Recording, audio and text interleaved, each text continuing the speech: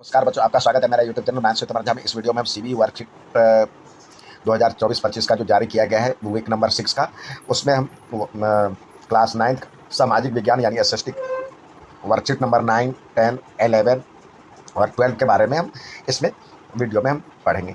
आपको जो भी जानकारी दिया गया है उसको आपको एक बार पढ़ना चाहिए। प्यारे विद्यार्थियों, आप जानते हैं कि खनिज एक प्राकृतिक रूप से विद्यमान समरूप तत्व है जिसकी एक निश्चित आंतरिक संरचना है। खनिज प्रकृति में अनेक रूपों में पाए जाते हैं। इसमें कोयला और पेट्रोलियम तक सम्मिलित है। अर्थात कह रहा है जो कि dear student, you know that minerals is naturally occurring homogeneous climate which has a definite internal structure. Minerals are found in many form in nature which include coal and petroleum. Coal. Coal is the most abundant fossil fuel in India. It provides a significant part of the country's energy requirement. अर्थात भारत में कोयला बहुतायत में पाए जाने वाला जीवाश्म ईंधन है। यह देश की ऊर्जा आवश्यकताओं को महत्वपूर्ण भाग प्रदान करता है। इसका उपयोग ऊर्जा उत्पादन तथा उद्योगों और घरेलू ज़रूरतों के लिए ऊर्जा की आपूर्ति के लिए किया जाता है। अर्थात कह रहा है जो कि it's uses for energy production and supply for energy for industries and domestic needs. West Bengal, Jharkhand, Jharia, Raniganj, Bokaro are important coal field. Coal deposit are also found in the Godavari, Mahanadi, Son and Wardha rivers valley. Coal is also found in northern state Meghalaya, Assam, Arunachal Pradesh and Nagaland. अर्थात यहाँ पे कह रहा है जो कि गोदावरी, महानदी, पश्चिम बंगाल, झारखंड, रानीगंज, झरिया, बोकारो और महत्वपूर्ण कोयला क्षेत्र। गोदावरी, महानदी, सोन व वर्धा नदी घाटियों में भी कोयले का जमाव पाए जाते हैं। उत्तर पूर्वी राज्यों मेघालय, असम, अरुणाचल प्रदेश और नागालैंडों में भी ये पाया जाता है। अगला दिया हुआ है पेट्रोलियम। भारत में कोयले के पश्चात ऊर्जा का दूसरा प्रमुख साधन पेट्रोलियम और खनिज तेल है। यह ताप और प्रकाश के लिए ईंधन, मशीनों को स्नेहक और अन्य विनिर्माण उद्योगों को कच्चा माल प्रदान करता है। भारत में मुंबई, हाई, गुजरात और असम प्रमुख पेट्रोलियम उत्पादक। अंकलेश्वर गुजरात का सबसे महत्वपूर्ण तेल क्षेत्र है। असम भारत का सबसे पुराना तेल उत्पादक राज्य है। डिगबोई, नहरकटिया और मोहहुगरी जन इस राज्य के उत्पादक तेल क्षेत्र है। अर्थात कह रहा है जो कि petroleum after coal the second major sources of energy in India is petroleum और mineral oil. It provides fuel for heat and light, lubricants for machine and raw minerals for many manufacturing industries. Mumbai, High, Gujarat and Assam are major petroleum producing region in India. Ankleshwar is the most important oil field of Gujarat. Assam is the oldest oil producing state of India. Digboi, Naharkatia and Moran Hugarijan are important oil producing areas of this state. अब यहाँ पे कह रहा है जो कि which of the oldest petroleum producing state of India. तो यहाँ पे लिखा हुआ देखिए Assam is the oldest producing, तो असम में आप लगाएंगे tick. Which of the following not coal producing state.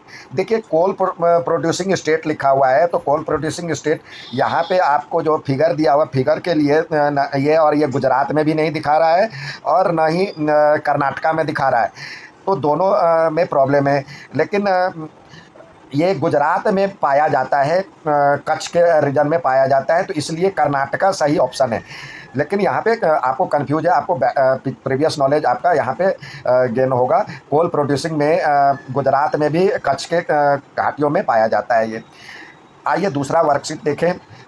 ये दिया हुआ है वर्कशीट नंबर 10. प्यारे विद्यार्थियों, आप जानते हैं भारत के अंग्रेज़ों से आज़ादी 15 अगस्त 1947 को मिली थी. लेकिन क्या आप जानते हैं कि भारत को मिली आज़ादी एक दिन अथवा कुछ सालों के मेहनत का नतीजा नहीं थे. भारत की स्वतंत्रता के लिए लंबे समय से प्रयास जारी थे, जिसके प्रथम परिणत 1857 की भारतीय सैनिक विद्रोह था. यह आंदोलन भारतीय सैनिकों द्वारा शुरू किया गया था, जिसमें धीरे धीरे विभिन्न शासकों और आम लोगों भी सम्मिलित होते गए. यह ब्रिटिश नीतियों से असंतुष्ट थे. अर्थात कह रहा है dear students, do you know that India got independence from the British on 15 August 1947.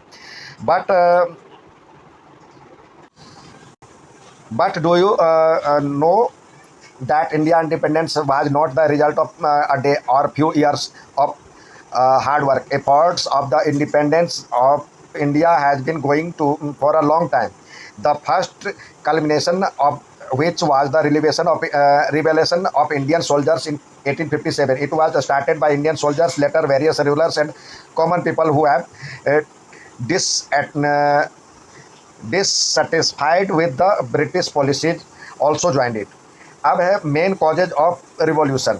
उसका मेन कारण क्या था? Military grievances. Indian soldiers were unhappy with the policies and behavior of the British East India Company. They were angry with the use of new rifle cartridges which were rumored to be covered with animal fats which were against the religious belief। अर्थात कह रहा है जो कि सैनिक शिकायतें थी क्रांति के मुख्य कारण भारतीय सैनिक ब्रिटिश ईस्ट इंडिया कंपनी की नीतियों और व्यवहार से नाराज थे। उन्हें नए राइफल कारतूसों के उपयोग को लेकर गुस्सा था, जिसके बारे में अफवाह थी कि वे जानवरों की चर्बी से ढके हुए थे, जो उनको धार्मिक विश्वासों के खिलाफ था। अब दूसरा है राजनीतिक समस्या। ब्रिटिश अधिक से अधिक भारतीय क्षेत्रों को अपने अधीन कर रहे थे, जिससे स्थानीय शासकों और नेताओं की शक्तियां कम हो रही थी। अर्थात political problems. The British were subjugating more Indian territories, thereby reducing the power of local rulers and leaders. Economic difficulties. Many farmers and artisans were in disappear due to the British economic policy, which led to loss of their traditional livelihood. अर्थात ये कह रहा है जो कि आर्थिक कठिनाई, British आर्थिक नीतियों के कारण कई किसान और कारीगर परेशानी में थे, जिससे उसके पारंपरिक जीवन यापन में को नुकसान हुआ। धार्मिक सामाजिक और धार्मिक ब्रिटिश नीतियों को भारतीय सामाजिक और धार्मिक प्रथाओं को कमज़ोर करने का प्रयास के रूप में देखा गया। अर्थात social and religious factor. British policies were seen as an attempt to weaken Indian social and religious practices. अब इसमें कह रहा है expansion of revolution and promotive personalities. अर्थात इसको क्रांति को विस्तार एवं प्रमुख व्यक्ति, इसमें क्रांति का मंगल पांडे जो थे उन पहले सैनिकों में से थे जिन्होंने 1857 में ब्रिटिश के खिलाफ विद्रोह किया था। उन्हें बैरकपुर में अपने अफसरों पर हमला करने के आरोप में फांसी दे दी गई थी। अर्थात जो पहला था Mangal Pandey, he was among the first soldiers who rebelled against the British in 1857। He was hanged to death for attacking his efforts in Barakpur. Rani Lakshmibai, she was the queen of Jhansi who fought bravely against the British। अर्थात रानी लक्ष्मीबाई जो थी जिन्होंने British के खिलाफ बहादुरी से लड़ा। बहादुर शाह जफर अंतिम मुगल सम्राट थे जिन्हें विद्रोह का प्रतीकात्मक नेता घोषित किया गया था। अर्थात Bahadur Shah Zafar he was the last Mughal empire to be declare to symbolic leaders of the revelation. Tatya Tope, he rebelled against British ruler in Kanpur.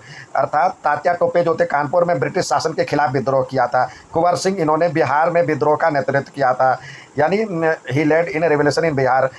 अब बिरजीज कदर, he led to revolution in Lucknow.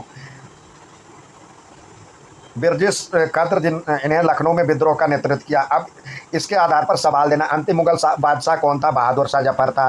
रानी लक्ष्मीबाई कहाँ की शासिका थी? तो यहाँ पे दिया हुआ है रानी लक्ष्मीबाई झांसी की थी।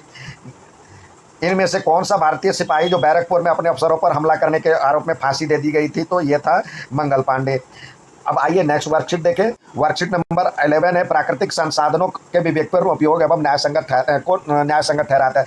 प्यारे विद्यार्थियों, आप जानते हैं कि संसाधन वे सामग्री या संपत्तियां जो मानव की जरूरतों और इच्छाओं को पूरा करने के लिए उपयोग की जाती है। यह प्राकृतिक जैसे पानी, खनिज, जंगल अथवा मानव निर्मित मशीनें, भवन आदि हो सकते हैं। संसाधन हमारे दैनिक जीवन को और आर्थिक विकास के लिए अत्यंत महत्वपूर्ण है। अर्थात यह कह रहा है जो कि you know that resources are material और assets that were use to satisfy human needs and wants.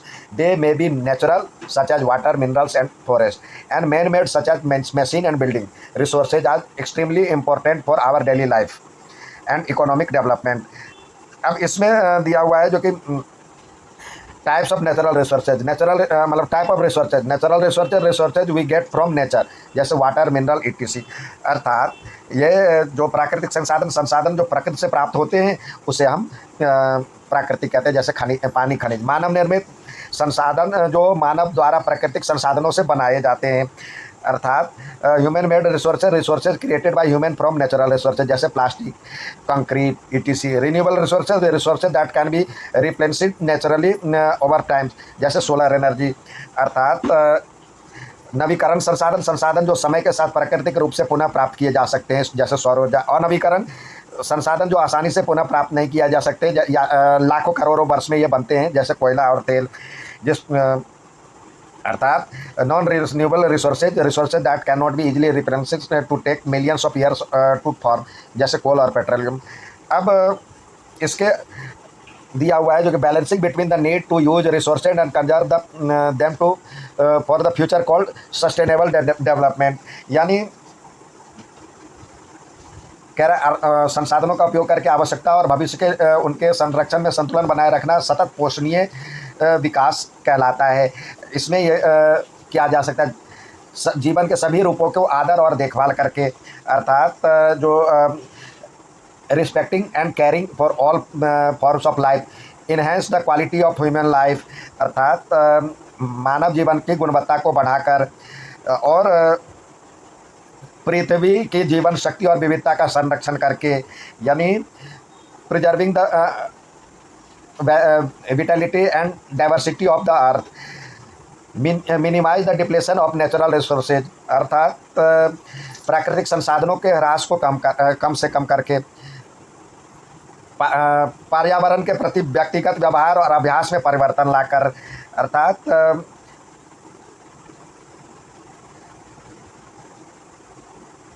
Changing the personal behaviour and practices towards the environment. अगला है enabling communities to take care of their advantage, यानी समुदायों को अपने पर्यावरण की देखभाल करने योग्य बनाकर। संसाधनों के विवेकपूर्ण उपयोग का महत्व, संसाधनों का संरक्षण भविष्य की पीढ़ियों के लिए संसाधनों को बचाने में मदद रखता है, अर्थात importance of judiciary usage, conservation of resources helps in saving resources for future generation, environmental protection reduce pollution and environmental degradation, अर्थात पर्यावरण की सुरक्षा प्रदूषण और पर्यावरणीय क्षति को कम करता है, आर्थिक लाभ लंबी अवधि के लिए संसाधनों की उपलब्धता सुनिश्चित करता है, अर्थात इकोनॉमिक बेनिफिट भी होता है, ensure that resources are available for long term economic growth, health benefit reduce harmful effect for resources exploitation of human health, अर्थात स्वास्थ्य लाभ भी संसाधन दोहन से स्वास्थ्य और पर हानिकारक प्रभावों को कम करता है। इसको देखते हुए अब आपको इसमें कह रहा है निम्नलिखित में से असंगत कौन है, जल, लौह धातु, मृदा और प्लास्टिक। इसमें कह रहा है जो कि ऑड कौन सा है, तो देखिए वाटर, आयरन और सॉइल मैन मेड, मतलब ये नेचुरल रिसोर्सेज है, ये मैन मेड है, तो ये ऑप्शन नंबर डी सही है। विच of the following is non renewable resources of energy, इसमें कौन सा ऐसा है जो कि ऊर्जा का अनवीकरणीय ऊर्जा स्रोत है, तो ये कोयला एक ऊर्जा का अनवीकरणीय स्रोत है। नेक्स्ट देखते हैं, ये कह रहा है जो कि ऐसे बहुत सारे संसाधन हैं जिसका कितना भी प्रयोग करो कम नहीं पड़ते, इन्हें हम नवीकरणीय संसाधनों के नाम से जानते हैं। इसी प्रकार के बहुत से ऐसे संसाधन हैं जो एक ही बार प्रयोग किए जा सकते हैं, जिनको दोबारा उपयोग में नहीं लाया जा सकता है, हम इन्हें अनवीकरणीय संसाधन के नाम से जानते हैं, अर्थात there are many resources which do not diminish, no matter how to use we use them, they are called renewable resources. On the other hand, there are many resources which can be used only once and cannot be reused. We known these as non-renewable resources. Some renewable resources are quickly renewed, but rarely use of some renewable resources like water, soil, air and forest can be affect their stock. अर्थात कह रहा है नवीकरणीय संसाधन शीघ्रता से नवीकृत अथवा पुनः पूरित हो जाते हैं, लेकिन फिर भी कुछ नवीकरणीय संसाधन जैसे जल, मृदा, वायु, वन का लापरवाही से उपयोग उसके भंडारण को प्रभावित करता है। जल की कमी और प्राकृतिक स्रोतों का सूखना आज विश्व के बहुत से भागों में एक बड़ी समस्या है। उसी प्रकार भूमि की खुदाई और जंगलों की लगातार कटाई से प्राकृतिक आपदा को बार बार दस्तक देना मानव जीवन के लिए बहुत परेशानी खड़ी करता है। अर्थात कह रहा है water shortage are and drying up of natural resources are major problem in many parts of the world today.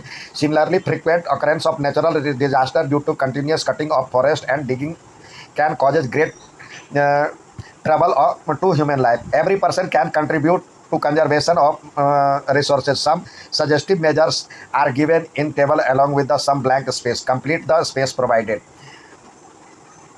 कह रहा है जो कि इसमें प्रत्येक व्यक्ति संसाधनों के संरक्षण में अपना योगदान दे सकता है। नीचे उदाहरण के तौर पर कुछ उपाय दिए गए और साथ ही कुछ रिक्त स्थान दिए गए, इसको आपको पूरा करना चाहिए।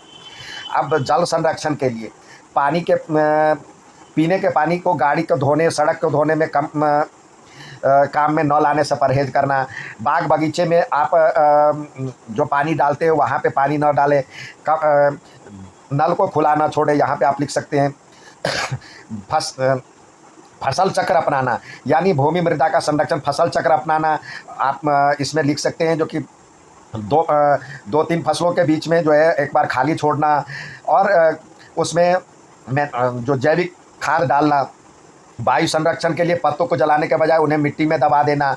हमें जो है पॉल्यूशन करने के लिए पेड़ पौधे लगाना, और उसमें यहाँ पे मृदा के लिए दे सकते हैं, जो कि आप पेड़ पौधे जो है बरसात ज़्यादा से ज़्यादा पेड़ पौधे लगा करके बरसात को के समय जो पानी बह जाता है, मृदा बह जाता है, तो उसको रोकना। वायु संरक्षण में भी आप पेड़ पौधे के लिए डाल सकते हैं। और जो है ज़्यादा से ज़्यादा जो है प्राकृतिक जैसे सीएनजी वाला ये गाड़ी यूज़ करना, इलेक्ट्रिक वाहनों को यूज़ करना। वनों का संरक्षण, कागज़ों को न फाड़ना, वनों की लगातार कटाई न करना, एक पेड़ कटने के बदले वहाँ पे 2-4 पेड़ लगाना, और बहुत सारे ये हो सकते हैं। तो इसमें आपको कह रहा है जो कि निम्नलिखित में से कौन सा ऊर्जा का मतलब नवीकरणीय संसाधन है। नवीकरणीय संसाधन सौर ऊर्जा है। संसाधन संरक्षण की एक विधि, तो संसाधन संरक्षण की एक विधि है फसल चक्र अपनाना। यह था आज का मतलब इस हफ्ते का वर्कशीट। उम्मीद है समझ में आएगा। अच्छा लगे तो लाइक, सब्सक्राइब, शेयर जरूर करें। धन्यवाद।